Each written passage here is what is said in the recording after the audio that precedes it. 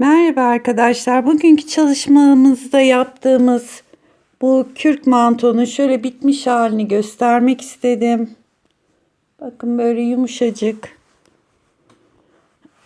Şurada ceplerimiz var.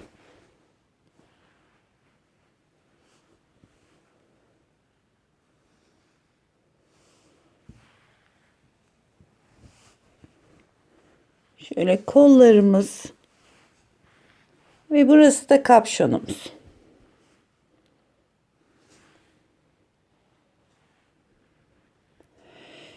Şimdi bu hırkamıza 15 tane ip gitti. Uzun olduğu için 15 tane ip kullandım. Şimdi ben size bir de bunun aynısının aynı sayılarda bir küçüğünü kısa olanını göstereceğim. Beden olarak da 38, 40, 42. Çünkü oldukça yumuşak. Yani 38, 40, 42 beden çok rahatlıkla giyebilir. Bir de bunun ben aynı sayılarda kısasını yaptım. Ebat olarak. Bir saniye şurayı bir düzelteyim.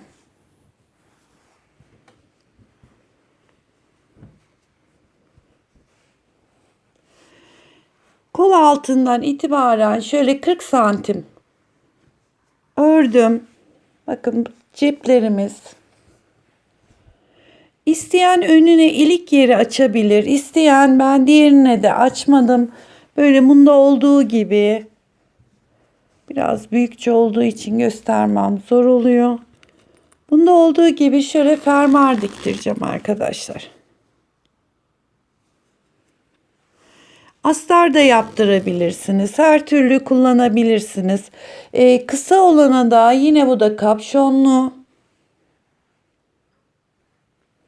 Kısa olana da 10 tane ip kullandım. Yapacak arkadaşlara şimdiden kolaylıklar diliyorum. Merhaba arkadaşlar. Bugünkü çalışmamızda da sizlerle Etrofil'in Rabbit ipinden, yani şöyle kürklü ipten böyle manto çalışması yapacağız. Şiş numaramda 8. Önce önlerden başlayacağız. Bu beden medium large için. Siz daha büyüğünü veya daha küçüğünü yapmak istiyorsanız 4'er ilmek artırıp veya eksiltebilirsiniz. Şimdi 2 ilmeği attım. Şişimize 30 ilmek atarak başlayacağız. 3 4 5 6 7 8 9 10 11 12 13 14 15 16 17 18 19 20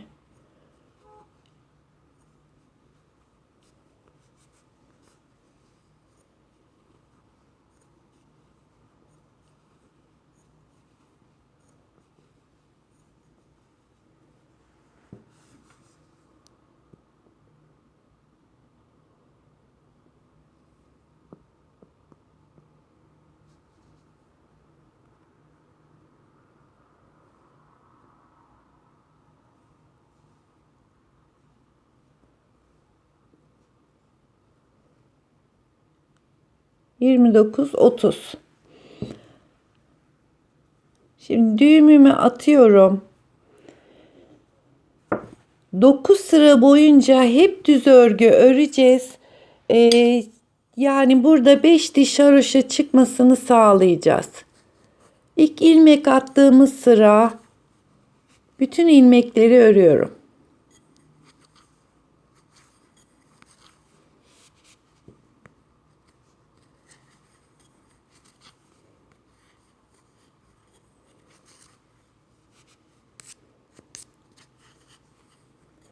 Eğer haroşayı tersten yapıyorsanız yani bu alt kısmında haroşa kalınlığını ne kadar istiyorsanız ters örgü olarak yapacaksınız. Ben haroşayı düzden ördüğüm için bütün ilmeklerimi 9 sıra boyunca hep düz öreceğim. Bunda arkadaşlar dikkat etmeniz gereken ipimiz böyle kürklü tüylü olduğu için ilmek kaçırmamaya dikkat edin. Çünkü tekrar takması zor oluyor. Biraz dikkatli örmek gerekiyor.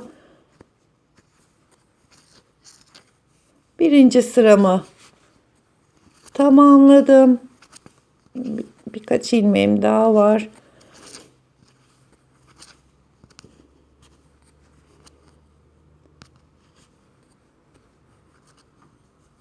Şimdi ikinci sıraya geldim. İlk ilmeğimi boşalıyorum. Yine düz örgü olarak devam ediyorum. Bu şekilde 9 sıra öreceğim.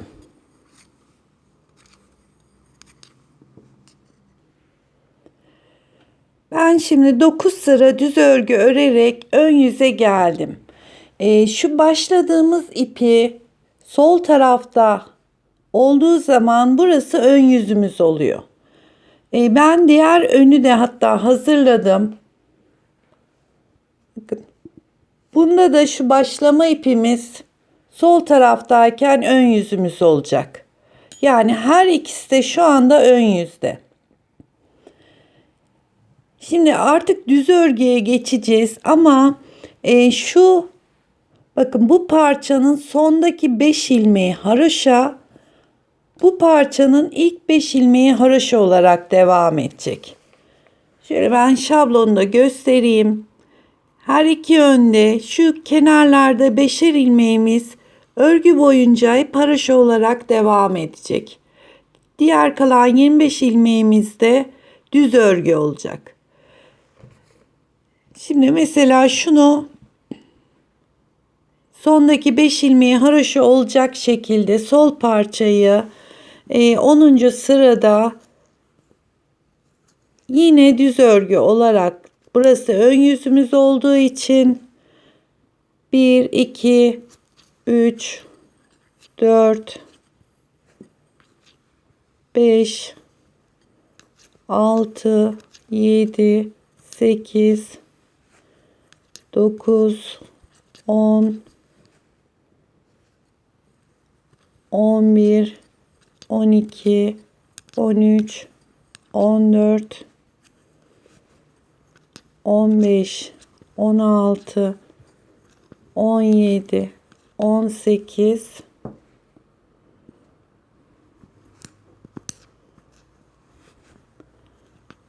19 20 21 22 23 24 25 tane düz örgü ördüm.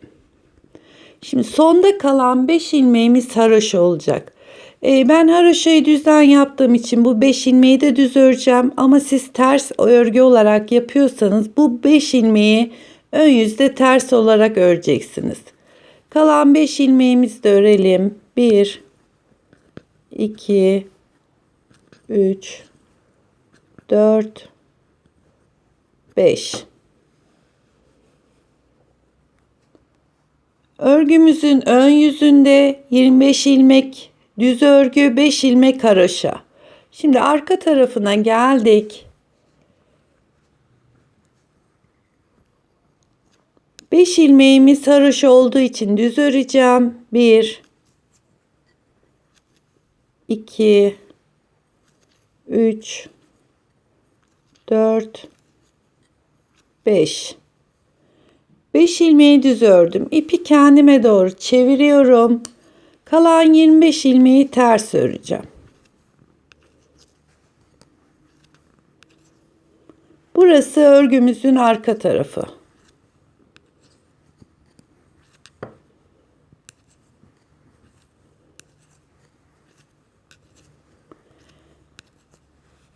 Şimdi sol parçayı yapıyoruz.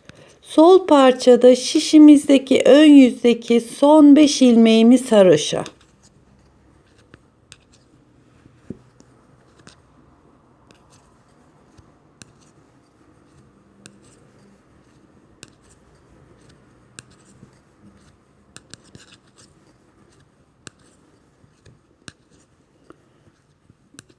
Kalan 25 ilmeğimi ters olarak ördüm.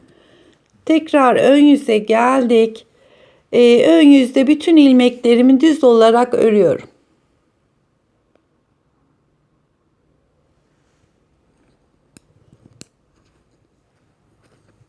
Ön yüzde bütün ilmeklerimi düz olarak ördüm.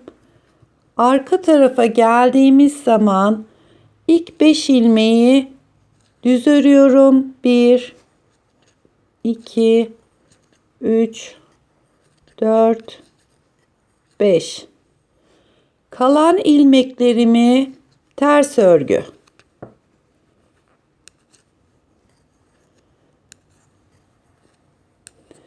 Ben hırkamıza ilik yapmayacağım arkadaşlar. Böyle dümdüz çıkacağım.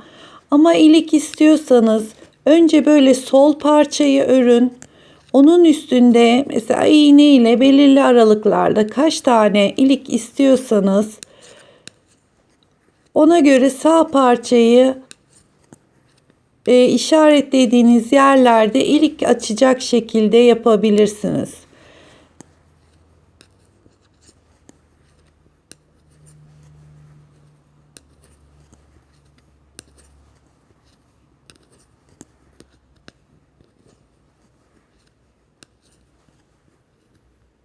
İlmeklerimin hepsini ters ördüm.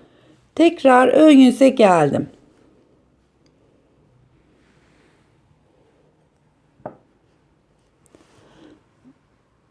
Burası parçamızın ön kısmı. Sondaki 5 ilmeği haraşo olarak devam ettireceğim. Şimdi sağ parçanın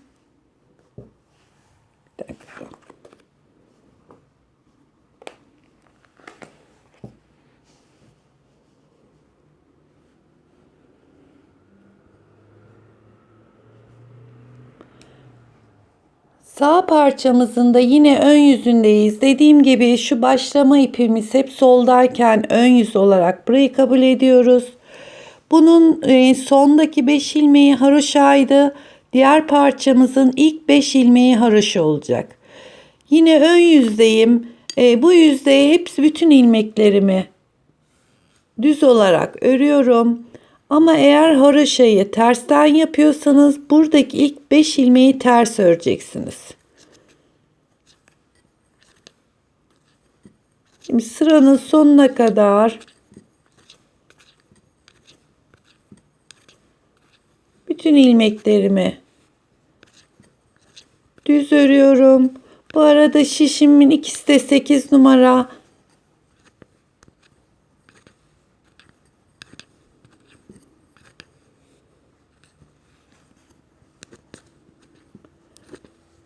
Biri farklı, biri farklı gibi görünüyor ama ikisi de 8 numara arkadaşlar. Markaları farklı olduğu için tonları farklı.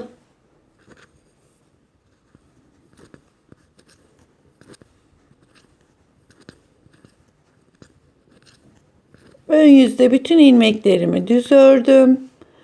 Arka tarafta 25 tane önce ters öreceğim. 1 2 3 4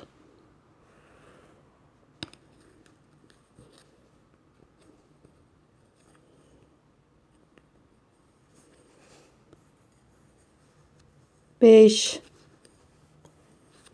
6 7 8 9 10 11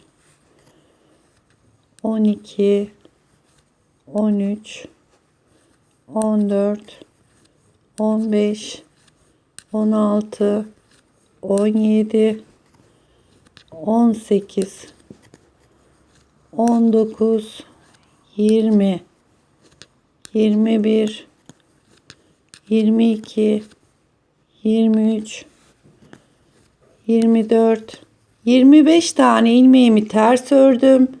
İpimi ön tarafa alıyorum. Sondaki 5 ilmeği düz örüyorum.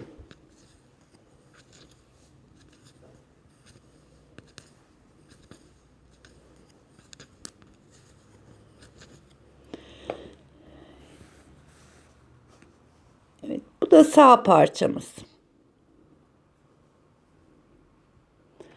Sağ parçada arka yönde gelirken sondaki 5 ilmeği düz örüyoruz.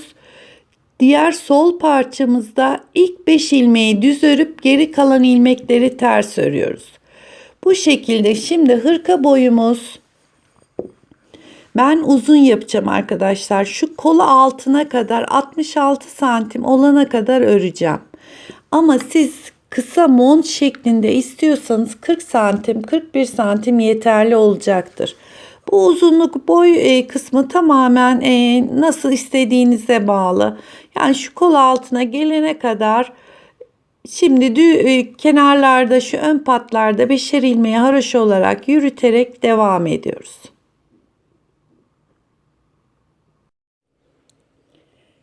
Şimdi ben örgümde kol altına kadar geldim. Şurada santim vereyim.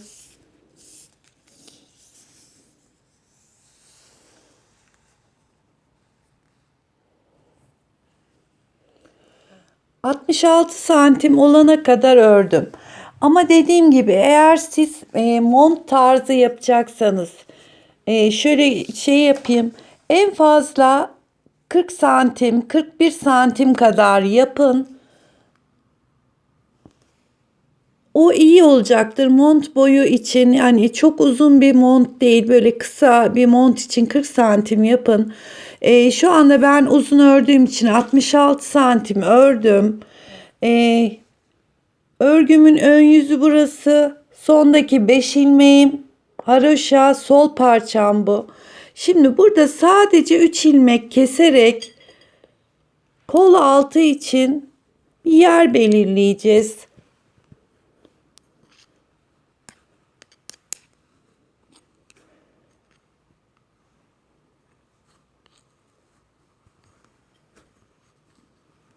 Bir takıyorum. Tekrar ikisini beraber alıyorum. 2 ve bir tane daha örüyorum. Kesiyorum. 3. Bakın şurada sadece 3 ilmek kestim.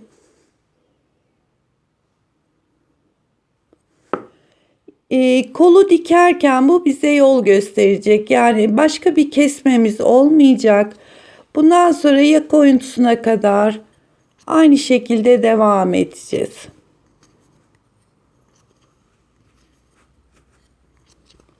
...30 ilmeğimiz vardı. Şu anda 27 ilmeğimiz kaldı. Bakın bu şekilde geleceğiz. Yine sondaki 5 ilmeğimiz haroşa olarak devam edecek. Şimdi de yaka oyuntusu olana kadar bu şekilde devam edeceğiz. Başka kesmemiz yok. Bu sol parçamızdı. Bakın haroşamız bu tarafta. Kol tarafında 3 ilmek kestik. Sağ parçamızda da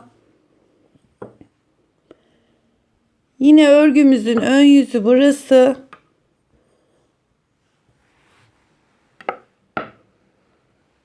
Aynı şekilde karşılıklı birbirine bakacak haroşalarımız. Buradaki 5 ilmeğim haroşa. Özellikle söylüyorum ki tüylü ip olduğu için çok belli değil. Ancak çok yakından bakarsanız belli. 5 ilmek haroşa. Bu yönü düz olarak geldim. Burada da aynı şekilde 3 ilmek kesiyorum. Burası örgümüzün tersi olduğu için şöyle terse doğru kesiyorum. 1 2 ilmeği tekrar birlikte alıyorum. 2 takıyorum. Bir tane daha kesiyorum. 3. Burada da 3 ilmek kesmiş olduk. Şimdi artık dediğim gibi aynı şekilde devam edeceğiz. Yaka oyuntumuz olana kadar bu şekilde örüyoruz.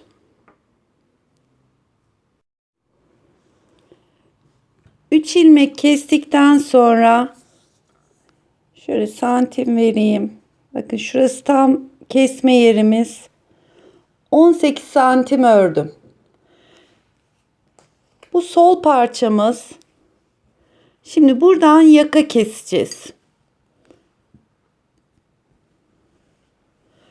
5 ilmek haroşamız var. 5 ilmek artı 5 ilmek de düzden toplamda 10 ilmek kesme yapacağız. Şimdi şurada ikisini beraber alıyorum.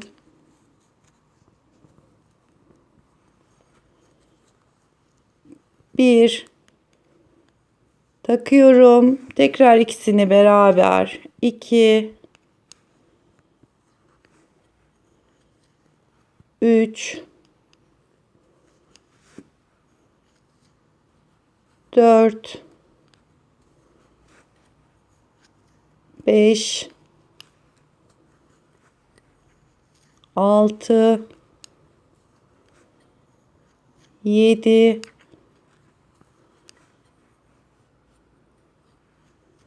8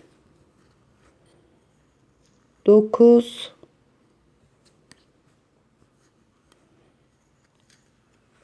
10 tane kesme yaptım. Şimdi burası örgümüzün arka kısmı. Bütün ilmeklerimi ters olarak örüyorum.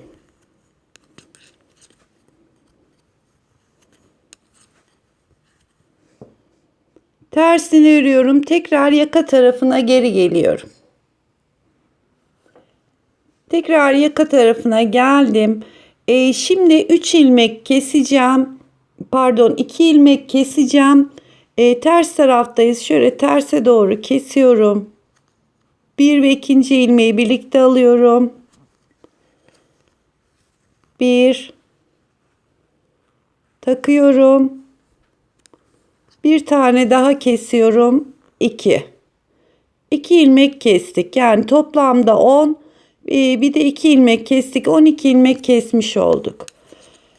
Şimdi tekrar tersini gidiyorum. Düz taraftan yakaya doğru geri geliyorum.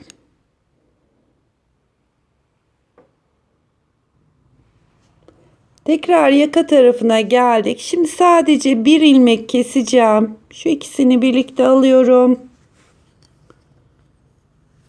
Bir ilmek kestim. Şimdi şişimizde 1 2 3 4 5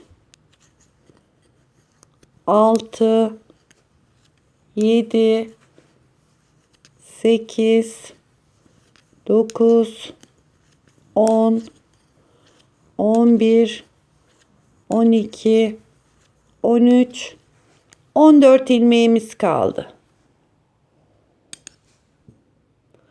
Bu 14 ilmeği tekrar yaka tarafına doğru örelim.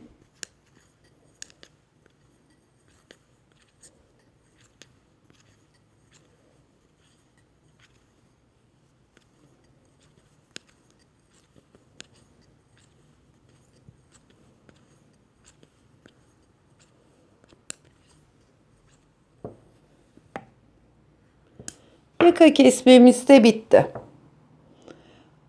10, 2 ve 1 toplamda 13 ilmek kestik. Şimdi buradaki çok fazla yaka oymuyoruz çünkü kapşon takacağız. Buradaki 14 ilmeğimiz şişte bekleyecek. Ben size şimdi şuradan kol boyunda kaç santim tam olarak olduğunu söyleyeyim.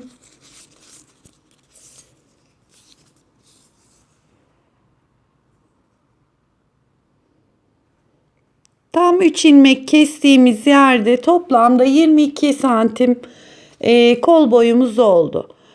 Aynen bu şekilde şişimizde bekleyeceğiz. Şimdi diğer parçamızın yakasını keselim.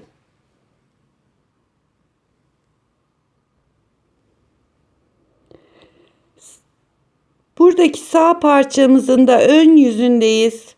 Şu 3 ilmek kol yeri kestikten sonra 18 santim ördüm. Şimdi direkt bu sefer bu ön yüzden 10 ilmek keserek başlıyorum.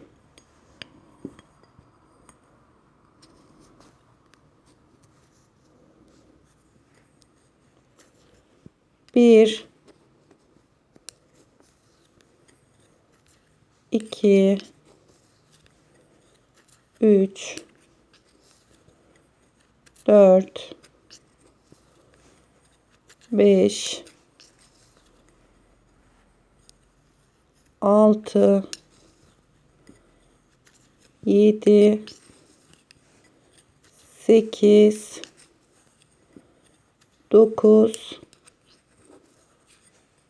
10 tane ilmeğimi kestim. Şimdi ön yüzdeyiz.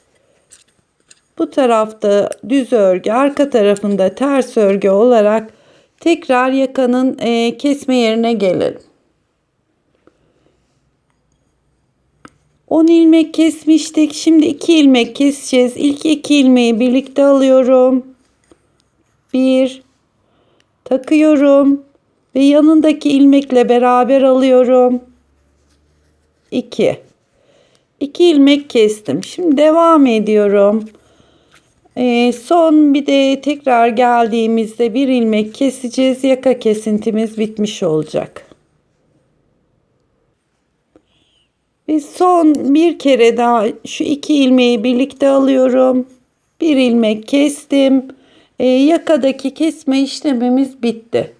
Şimdi 1 2 3 4 5 6 7 8 9 10 11 12 13 14 ilmeğimiz kaldı. Şimdi bir sıra yaka tarafına doğru geleceğiz. Daha sonra kol tarafına tekrar gideceğiz. Şişimizin uç kısmı o yönde olması gerekiyor. Şimdi tersini örelim.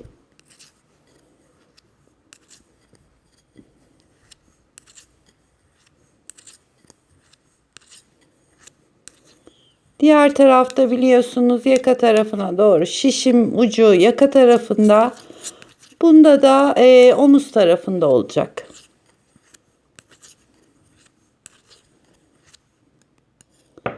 Tersini geldim.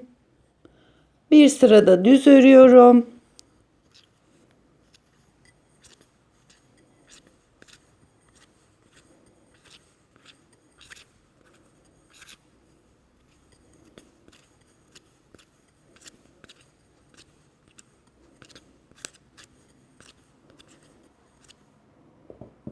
Ve bu parçamız da bitti.